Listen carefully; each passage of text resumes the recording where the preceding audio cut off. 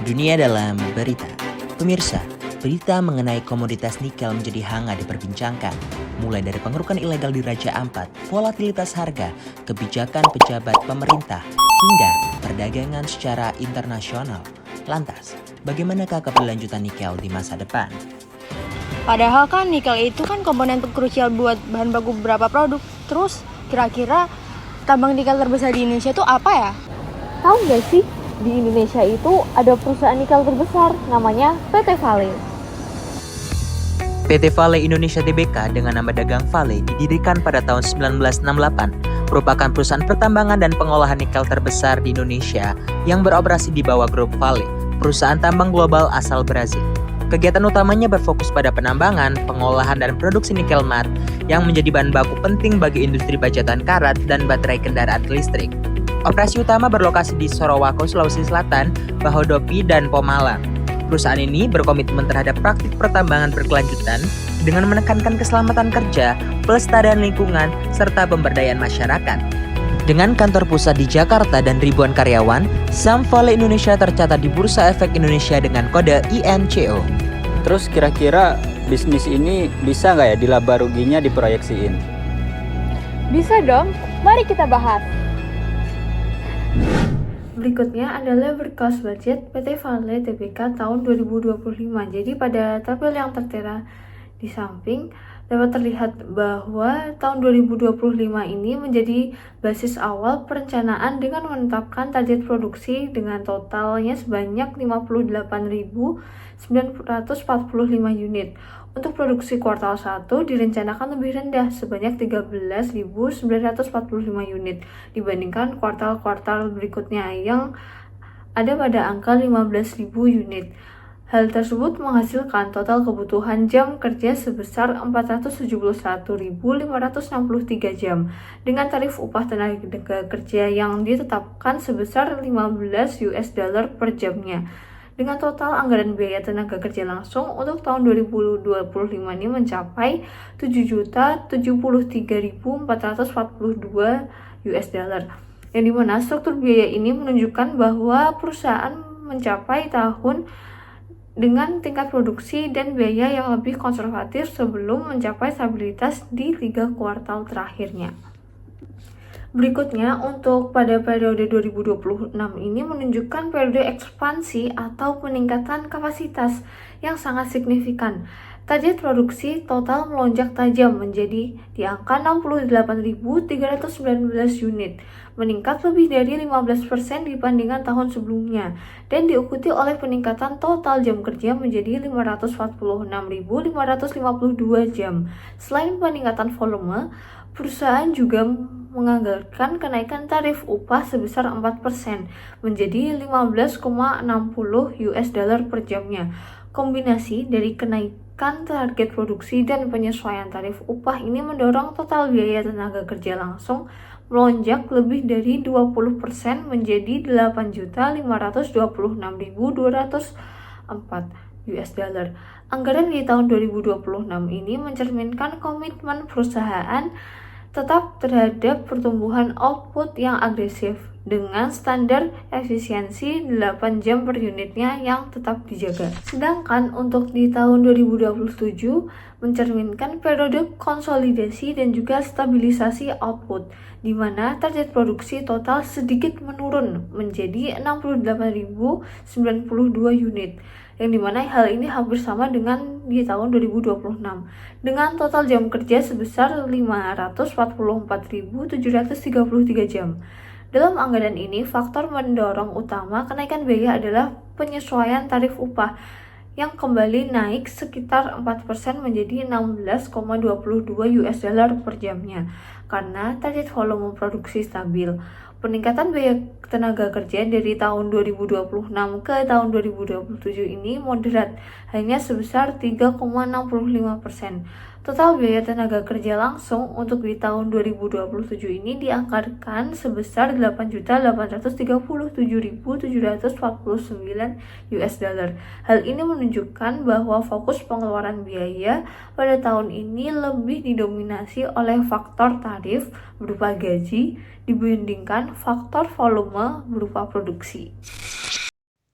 Oke, selanjutnya adalah overhead cost budget PT Vale Indonesia Tbk untuk periode 2025 sampai 2027. Anggaran ini tuh lanjutan dari labor cost budget dan berfungsi untuk memperkirakan serta mengendalikan seluruh biaya produksi tidak langsung agar tetap efisien. Nah, dalam penyusunannya, ini tuh menggunakan total jam kerja langsung dari labor cost budget sebagai dasar alokasi atau cost driver.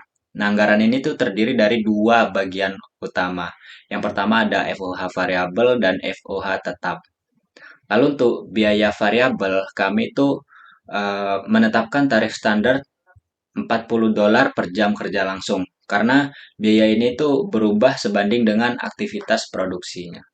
Sementara biaya FOH tetap itu dihitung berdasarkan perkiraan kapasitas normal perusahaan dengan asumsi standar alokasi sebesar $35 per jam pada kapasitas 17.100 unit per kuartal. Selanjutnya untuk tahun 2025, kami tuh mengasumsikan kapasitas produksi itu masih pada level normal setelah periode stabilisasi operasional. Nah, jam kerja dan tarif overhead variabel ini ditetapkan konstan supaya bisa dijadikan baseline untuk analisis tahun berikutnya. Lalu biaya tetap ini juga diasumsikan sama di setiap kuartalnya yang mencerminkan kondisi fasilitas produksi yang stabil. Nah, intinya di tahun 2025 itu kami jadikan tahun dasar pembanding untuk melihat seberapa efisien perubahan di masa depan. Oke, selanjutnya pada tahun 2026, asumsi kami adalah adanya peningkatan permintaan dan output produksi sekitar belasan persen. Namun efisiensi tenaga kerja dan pemanfaatan kapasitas itu meningkat. Jadi kenaikan biaya itu tidak sebanding dengan kenaikan volume. Itu sebabnya total overhead-nya itu hanya naik sedikit. Meskipun produksi meningkat cukup besar, tujuannya adalah menggambarkan skenario economies of scale di mana perusahaan bisa berproduksi lebih banyak dengan tambahan biaya yang relatif kecil. Lalu selanjutnya untuk tahun 2027. Nah, di sini kami berasumsi bahwa kondisi ekonomi global itu menimbulkan tekanan biaya, terutama dari sisi energi dan pemeliharaan. Nah, itu sebabnya tarif variabel itu kami naikkan sedikit yang mencerminkan efek inflasi. Nah, meski begitu, produksi ini diasumsikan tetap tinggi agar terlihat dampak efisiensi jangka panjang dari kapasitas yang optimal. Nah, hasilnya total biayanya itu memang naik, tapi masih dalam batas wajar dan tidak menunjukkan inefisiensi internal. Baik, untuk yang selanjutnya kita akan membahas mengenai projected cost of goods sold atau memproyeksikan HPP. Proyeksi HPP ini digunakan untuk memperkirakan biaya langsung yang dibutuhkan dalam produksi barang dijual dan digunakan juga untuk menilai efisiensi operasional serta mempengaruhi profitabilitas perusahaan. Menggunakan asumsi penghitungan seperti gambar yang ada di samping, berdasarkan tabel Projected Cost of Goods Sold PT Vale Indonesia Tbk tahun 2025, total biaya produksi direncanakan bisa mencapai 138,7 juta US dollar, total barang tersedia mencapai 253,7 juta US dollar, serta total harga pokok penjualan mencapai 236,9 juta US dollar. Jadi, hampir seluruh output produksi ini bisa berhasil dijual dan memperkuat efektivitas distribusi serta penyerapan pasar. Dan secara keseluruhan, proyeksi ini bisa mencerminkan kinerja produksi yang stabil, efisien, serta mendukung keberlanjutan dari bisnis Vale itu sendiri di tahun 2025. Dengan menggunakan asumsi perhitungan yang sama, pada tahun 2026 terjadi kenaikan biaya produksi yang secara dominan disebabkan oleh biaya bahan baku dibandingkan tahun 2025. Kemudian terjadi juga penurunan dalam total barang tersedia dan HPP yang menunjukkan adanya penyesuaian skala produksi. Jadi dapat dikatakan proyeksi ini masih membuat PT Vale tetap menjaga efisiensi dan keberlanjutan dalam bisnisnya.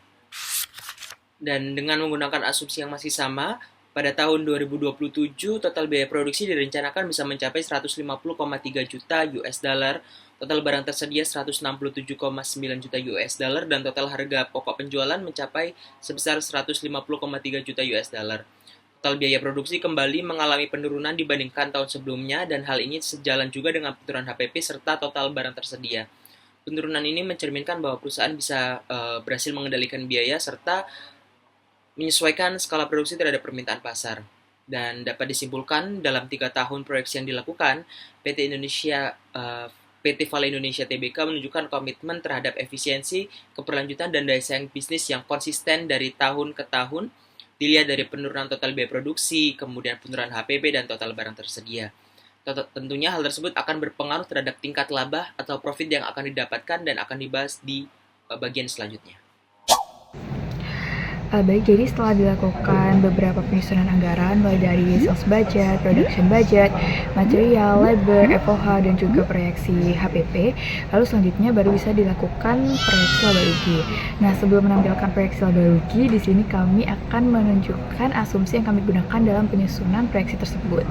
Yang pertama adalah proyeksi biaya operasional. Jadi untuk proyeksi biaya operasional, ini kami mendasarkan pada data historis di laporan tahunan 2024 dengan menambah 3% di setiap tahunnya. Nah, 3% ini kami asumsikan sebagai inflasi dan juga tingkat kebutuhan PT Vale Indonesia dalam produksi. Lalu yang kedua adalah proyeksi beban bunga. Nah, ini juga sama, kami didasarkan pada data historis tahun 2024 pada laporan tahunan PT Vale Indonesia Tbk dan juga mengalami kenaikan 3% per tahunnya, yang kami asumsikan bahwasanya adanya potensi kenaikan utang pada PT Vale untuk mendanai proyek-proyeknya. Nah, jadi selanjutnya ini adalah proyeksi laba rugi untuk PT Vale Indonesia Tbk yang telah kami susun untuk tahun 2025 sampai tahun 2027. Yang pertama, di tahun 2025 penjualan PT Vale itu sebesar 1,37 miliar dolar Amerika dan labanya itu adalah 1,09 miliar dolar. Nah, angka ini menunjukkan bahwa Vale ini menunjukkan efisiensi operasional yang sangat signifikan dan bahkan laba kotornya itu mencapai 82% dari total penjualannya. Nah, di tahun 2026 itu terjadi sedikit penurunan penjualan, tetapi untuk profitabilitas itu masih dapat tetap naik. Nah, jadi PT Vale ini dapat mempertahankan efisiensi secara menyeluruh meskipun tanpa adanya pertumbuhan penjualan yang besar. Nah, di tahun 2027 ini labanya itu juga masih terus mengalami kenaikan, yaitu di angka 1,16 miliar dolar. Nah, hal ini mencerminkan bahwasanya PT Vale ini mampu mengendalikan biaya secara konsisten. Dan meskipun biaya operasionalnya itu ada sedikit kenaikan, tetapi laba operasinya itu masih tetap terjaga gitu di angka 1,16 miliar. Berdasarkan keseluruhan hasil penyusunan dan juga analisis proyeksi laba rugi PT Vale Indonesia pada di tahun 2025 hingga tahun 2027 dapat disimpulkan bahwa perusahaan itu menunjukkan kinerja keuangan yang efisien dan stabil, dan Vale itu berorientasi pada pengendalian biaya yang berkelanjutan karena setiap komponen anggaran mulai dari sales budget, production budget hingga overhead cost budget itu disusun secara sistematis dan juga saling terintegrasi untuk mendukung proyeksi laba yang realistis. Nah, proyeksi ini tuh menunjukkan bahwa perusahaan itu mampu untuk menjaga margin laba kotor yang tinggi di atas 80% dari total dari penjualan. Yang hal itu menandakan keberhasilan dalam menjaga efisiensi biaya produksi dan juga operasional. Selain itu, penggunaan metode a posteriori dalam penyusunan proyeksi itu memungkinkan hasil yang lebih akurat karena didasarkan oleh data historis dan juga asumsi yang terukur. Selama periode proyeksi terlihat bahwa PT Vale itu konsisten dalam mempertahankan produktivitas dan juga efisiensi di tengah dinamika harga baku dan juga fluktuasi permintaan pasar. Walaupun terjadi sedikit penurunan volume produksi dan juga penjualan pada tahun 2027, Vale itu tetap mampu buat meningkatkan laba sebelum pajak dengan menunjukkan strategi efisiensi biaya yang efektif dan juga peningkatan moderat pada biaya operasional serta tenaga kerja yang diimbangi dengan pengelolaan SDM yang optimal, sehingga profitabilitas itu tetap terjaga. Nah, dengan demikian proyeksi ini tuh nggak hanya menggambarkan kondisi finansial yang sehat, tapi juga mencerminkan komitmen dari PT Vale itu terhadap prinsip keberlanjutan, efisiensi, dan juga ketahanan operasional dalam jangka panjang.